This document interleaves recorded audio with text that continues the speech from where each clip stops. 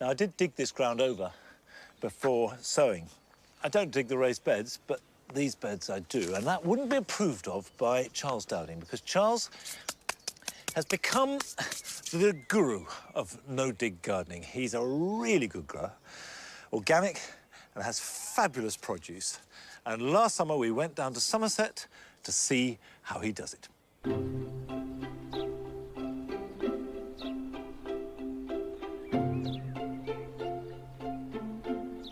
What has always interested me the most is the link between soil health, plant health, and people health.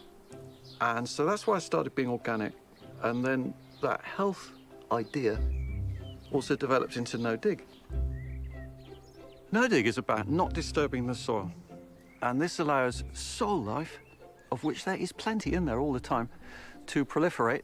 And if we feed that soil life with organic mulches on top, soil life comes up looking for food, and you get a hive of activity in the soil, which can then work with plant roots to make nutrients and moisture available. When soil is dug, cultivated, rotivated, the matrix of structure is broken. With no-dig, the structure is firm, it's not disturbed, but you actually get better drainage because you've left the beautiful matrix of holes made by soil life, and water can percolate as well as roots going through that matrix structure to bring water up again. Digging sometimes to me feels a bit like ripping off the clothes, you know, it's a bit aggressive. And I think then soil thinks, I'm not sure I like this. And it wants to recover. Recover means getting over what's happened, but also literally, in soil's case, recover with weeds. It gives you incredible benefits going on through the season. And I find I'm doing less weeding. And it's one of the reasons I can run a quarter-acre market garden and be very productive. There's really very little weeding to do. The undisturbed soil with its compost mulch stays clean.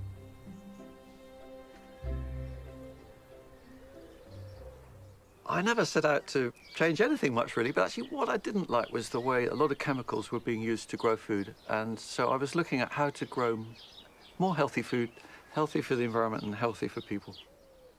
During the 80s, with every year that passed, organic became a little bit more acceptable. More and more people got interested. And I remember it, one day, summer 1988, I was in my garden and this guy hopped over the fence.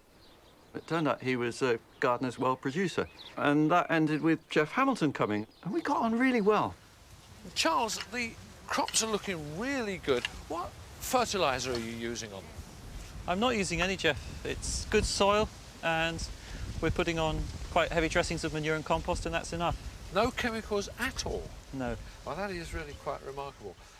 What he was concentrating on was organic, because even in 1988, organic was still very new. And talking with Jeff, you know, I realised it could become quite mainstream. The compost, and this is your mushroom compost again, that just spreads over the top, does it? Just sprinkled on top. How's that? I'm not a dab hand at this job, but... Oh, that's fine. That's the idea anyway. After that, he really promoted it, and he was the catalyst, I think, for making organic gardening very acceptable, showing how it's possible. And I'd love to think, you know, if he was still around, I think he'd be really up for no-dig as well.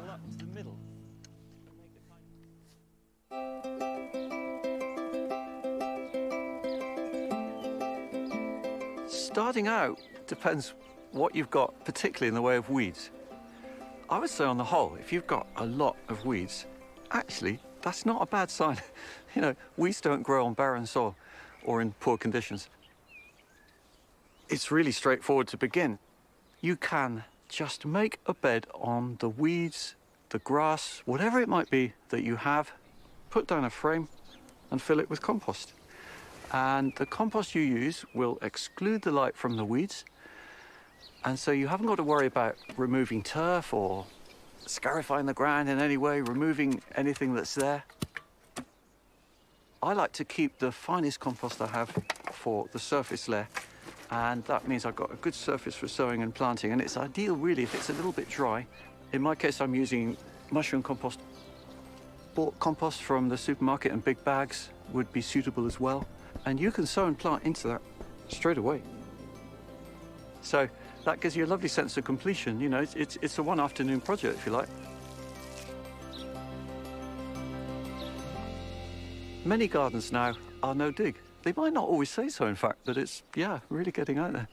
And I love sharing it. I really like talking with people, particularly gardeners. And I think a lot of gardeners have got a great curiosity and are a bit frustrated by being given always a set of rules. So I'm always saying, you know, try different things. And no dig is different in so many ways, and it opens up so many possibilities. So there's a bit of game changing going on, and I'm really happy to be part of it.